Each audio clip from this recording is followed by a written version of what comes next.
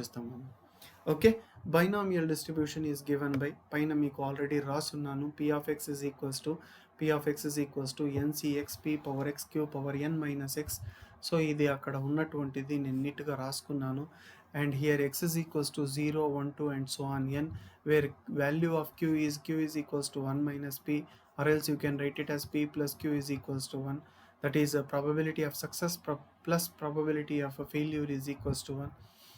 So first we'll try to find the mean.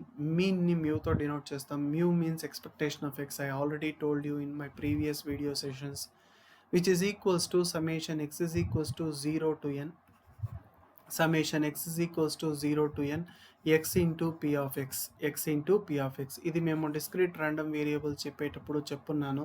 ఈ formula నేను use చేశాను expectation of ఎక్స్కి. కంటిన్యూస్లో కాదండి, నేను డిస్క్రీట్ గురించి మాట్లాడుతున్నాను. డిస్క్రీట్లో ఈ ఫార్ములా యూస్ చేశాను. Summation x is equals to 0 to n x into p of x. So X value 0 పెడితే ఫస్ట్ ఏమవుతుందో బాగా అబ్జర్వ్ చేయండి. ఇక్కడ ఎక్స్ వాల్యూ నేను 0 సబ్స్టిట్యూట్ చేస్తే సమ్మేషన్లో, so 0 into p of 0 that is 0. Next one is 1 into p of 1 that is p of 1, 2 into p of 2, అదేవిధంగా 3 into p of 3. ఈ విధంగా మనము రాసుకుంటూ వెళ్ళొచ్చు. సో ఇలా రాసిన తర్వాత పీ ఆఫ్ 1 మీన్స్, ఇప్పుడు ఇందులో చూసి మీరు బాగా జాగ్రత్తగా చెప్పొచ్చు. P of 1 is NC1 p power 1 q power n minus 1. Okay, similarly what is p of 2? p of 2 is equals to nc2 p power 2 q power n minus 2. One more thing I want to explain, I want to tell you is, that is very very important. ఇక్కడ చాలా important thing ఏంటి అంటే NCR formula కూడా మీరు గుర్తుపెట్టుకోండి. NCR మీరు permutations and combinations చదువుకున్నప్పుడు మీరు చదువుకుంటారు. NCR means N factorial divided by R factorial into N minus R factorial. ఇది మీకు తెలుసు. అలాగే గుర్తుపెట్టుకోండి, ఈ వీడియో సెషన్లో ఇక్కడ ఈ బైనామియల్ డిస్ట్రిబ్యూషన్ చేసేటప్పుడు NC0 value that is equals to 1, అలాగే NC1 is equals to n, similarly NCn is equals to 1. ఈ విధంగా ఇవి బైనామియల్ కోఎఫిషియంట్స్ వాల్యూస్ గుర్తుపెట్టుకోండి. NC0 means 1, NC1 is equals to n, NCn is equals to 1. అలాగే మీకు ఎక్కడైనా in case ఎక్కడైనా 5C0 వచ్చింది, అప్పుడు మీరు 1 రాసుకోవచ్చు. 5C1 వచ్చింది ఎక్కడైనా, దాని వాల్యూ మీరు క్యాల్సీ యూజ్ చేసి కనుక్కోవాల్సిన అవసరం లేదు. Directly you can write it as 5. 5C5 వచ్చింది, అప్పుడు 1 రాసుకోవచ్చు. సిమిలర్లీ 5 కనే కాదు, దేనికైనా రాసుకోవచ్చు. For example 7C0 value is equals to 1, 7C1 is equals to 7, similarly 7C7 is equals to 1. ఈ విధంగా మనము చెప్పుకోవచ్చు ఈ వాల్యూస్. మీకు ఒకవేళ ఇది కనుక కన్ఫ్యూషన్గా ఉంటే మీరు క్యాల్సీలో అయినా ఫైండ్ అవుట్ చేసుకోవచ్చు. ఇన్ కేస్ ఎవరికైనా డౌట్ ఉంటే, ఒకవేళ 17C2 17C3 ఈ వాల్యూస్ ఎలా ఫైండ్ అవుట్ చేయాలి సార్ క్యాల్సీలో అంటే, నేనైనా మీకు ఎక్స్ప్లెయిన్ చేయిస్తాను, ఇబ్బంది లేదు. సో ఇక్కడ ఇది ఆల్రెడీ ఫార్ములా ఉందండి. p of x is equals to ncx p power x q power n minus x, where x is equals to 0, 1, 2, and so on n, where q is equals to 1 minus p. మీన్కి ఈ formula use చేస్తున్నాను, గుర్తుపెట్టుకోండి. ఎక్కడుంది sir ఈ formula అంటే, నేను డిస్క్రీట్లో చెప్పున్నాను, ఒకసారి మీరు notes తీసి చూడొచ్చు. డిస్క్రీట్ ర్యాండమ్ వేరియబుల్స్లో నేను expectation of X find out చేయడానికి ఫార్ములా రాసున్నాను. అలాగే ఇప్పుడు సమేషన్ ప్రకారము నేను ఎక్స్పాండ్ చేస్తే కనుక ఇక్కడ ఏమొస్తుంది, ఫస్ట్ టర్మ్ ఎక్స్ వాల్యూ 0 తీసుకుంటే first term is 0, X value 1 తీసుకుంటే that is 1 into p of 1 that is P of 1, 2 తీసుకుంటే 2 ఇంటూ పీ ఆఫ్ 2, అలాగే 3 తీసుకుంటే 3 ఇంటూ పీ ఆఫ్ 3. ఈ విధంగా లాస్ట్లో ఏమొస్తుంది సార్ అంటే n into p of n వస్తుంది. సరే సార్, ఇక్కడ పీ ఆఫ్ 1 వాల్యూ ఏంటి, పీ ఆఫ్ 1, పీ ఆఫ్ 2 అంటే ఏంటి, పీ ఆఫ్ 3 అంటే ఏంటి, పీ ఆఫ్ n అంటే ఏంటి, which is very very simple. మరి ఇక్కడ పీ ఆఫ్ ఎక్స్ ఉంది, పీ ఆఫ్ 1 మీరైనా చెప్పేయచ్చు. P of 1 is equals to NC1 p power 1 q power n minus 1. So ఈ వాల్యూస్ నేను సబ్స్టిట్యూట్ చేసుకుంటాను. 0 ఇక రాయాల్సిన అవసరం లేదు. So directly I'm starting with p of 1, NC1 p of p power 1 is p, q power n minus 1. Similarly 2 into dot పెడతాను. p of 2 means NC2 p square q power n minus 2. Similarly అలాగే 3 into NC3 p cube q power n minus 3 plus and so అని ఈ విధంగా continue అవుతూ ఉంటుంది. మరి NC2 value కూడా formula కూడా గుర్తుపెట్టుకోండి. NC2 means n into n-1/2 అని రాసుకోవచ్చు. ఇందాక నేను మీకు NC1 అంటే n అని చెప్పాను. NC0 అంటే 1 అని చెప్పాను. ఇవన్నీ మీరు గుర్తుపెట్టుకోవాలి. ఈ విషయాలంతా మీరు గుర్తుపెట్టుకుంటే ఈ చాప్టర్ మొత్తం మీకు అవి బాగా ఉపయోగపడతాయి. సో, ఇక్కడ నేను ఇవన్నీ వాల్యూస్ అన్నీ సబ్స్టిట్యూట్ చేశాను. P(1), P(2), P(3), Pn) values అన్నీ సబ్స్టిట్యూట్ చేశాను. మీరు కేర్‌ఫుల్‌గా అబ్జర్వ్ చేస్తున్నట్టయితే ఇక్కడ నేను రాశాను. రాసిన తర్వాత here NC1 value here NC1 means n, అందుకే నేను ఇక్కడ n రాశాను. P(1) మీన్స్ p, అందుకే NP రాశాను. Q(n-1) here in the second term, because first term is 0 కాబట్టి నేను దీన్ని సెకండ్ టర్మ్ అంటాను. దీన్ని ఫస్ట్ టర్మ్ అంటాను. దీన్ని సెకండ్ టర్మ్ అంటాను. అదేవిధంగా ఈ టర్మ్‌ని థర్డ్ టర్మ్ అంటాను. ఈ విధంగా నేను రిప్రజెంట్ చేస్తాను. బాగా అబ్జర్వ్ చేయండి. సో, ఇక్కడ NC2 value, what is the value of NC2? ఇందాక నేను మీకు చెప్పాను n into n-1/2. 2 or 2 factorial, because 2 factorial is 2, as you already know. p² Q(n-2) అది అలాగే రాసుకున్నానండి.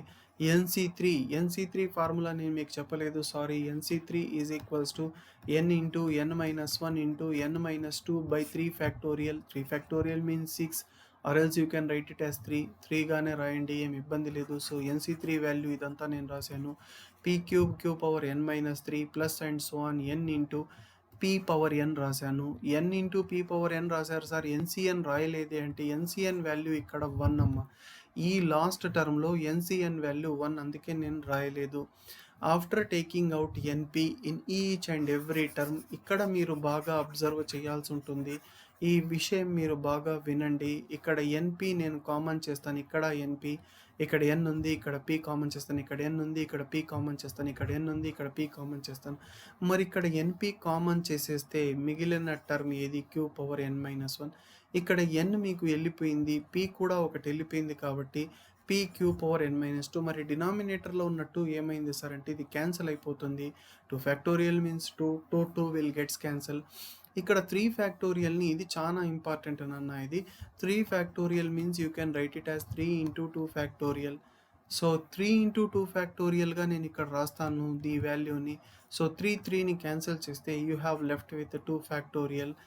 p² రాశారు కదా సార్, ఈ టర్మ్‌లో p³ కదా అంటే ఒక p నేను కామన్ చేశాను కాబట్టి that's why I have written it as p² Q(n-3). లాస్ట్‌లో n కామన్ చేసేసాను. లాస్ట్ టర్మ్‌లో p కామన్ వెళ్ళిపోయింది కాబట్టి p(n-1) రాశాను.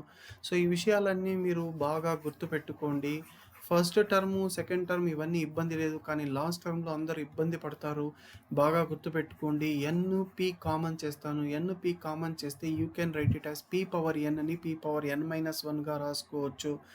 నౌ దిస్ కంప్లీట్ బ్రాకెట్, ఈ కంప్లీట్ బ్రాకెట్ లోపల ఏవైతే ఒక ఎక్స్‌ప్రెషన్ ఉందో, దేని ఎక్స్‌ప్రెషన్ సార్ ఇది అంటే బైనామియల్ ఎక్స్పాన్షన్. బైనామియల్ థీరం మీరు ముందే చదువుకొనున్నారు. బైనామియల్ థీరం మీకు ఆల్రెడీ ఇంటర్మీడియేట్‌లో వచ్చింది. ఇన్ కేస్ ఎవరికైనా డౌట్ ఉంటే దానికి సంబంధించి నా దగ్గర సెపరేట్ డాక్యుమెంట్ ఉంది. అది కూడా కావాలంటే సెండ్ చేస్తాను. వాట్సాప్‌లో మీరు రిక్వెస్ట్ పెట్టండి. బైనామియల్ థీరం కాన్సెప్ట్ ఎవరికైనా గుర్తులేదు, ఇన్ కేస్ మీకు అది మర్చిపోయారు అనుకుంటే నా దగ్గర డాక్యుమెంట్ ఉంది, నేను మీకు పంపిస్తాను.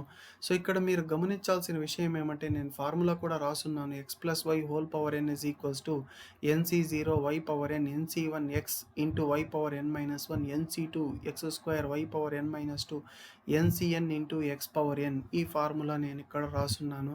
మీరు ఇక్కడ గమనిస్తే కొన్ని బుక్స్‌లో ఇక్కడ ఏముంటుంది అంటే NC0 తర్వాత x⁻0 y(n) ఉంటుంది. ఎలాగైనా ఒకటే, బికాస్ x⁻0 అంటే 1 అయిపోతుంది కాబట్టి నేను అది రాయలేదు.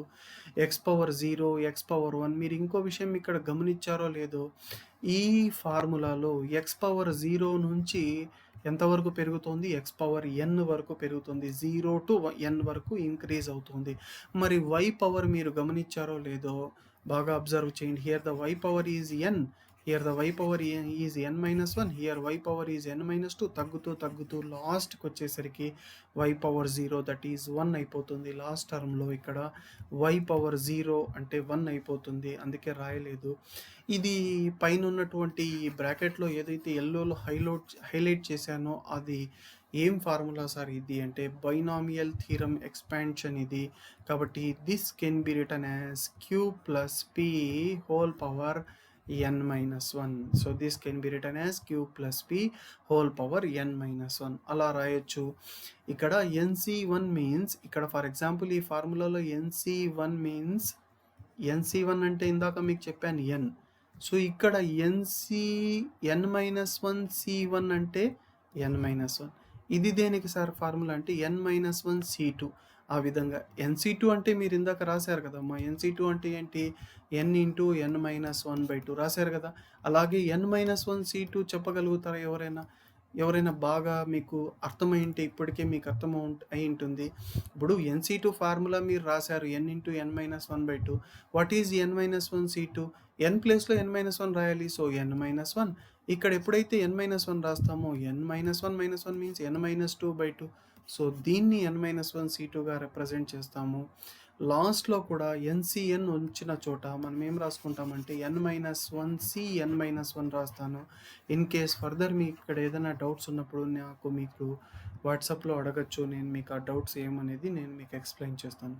సో ఈ కంప్లీట్ ఎక్స్ప్రెషన్ని ఇక్కడ ఏదైతే ఎక్స్ప్రెషన్ ఉందో ఈ కంప్లీట్ ఎక్స్ప్రెషన్ని నేను with the help of this binomial expansion నేను దీన్ని q plus p whole power n-1గా రాశాను. As I already told you q plus p plus q or q plus p value is 1. So 1 power n-1 is 1. np into 1 is equals to np. Mean of the distribution, binomial distribution mean is np. Okay.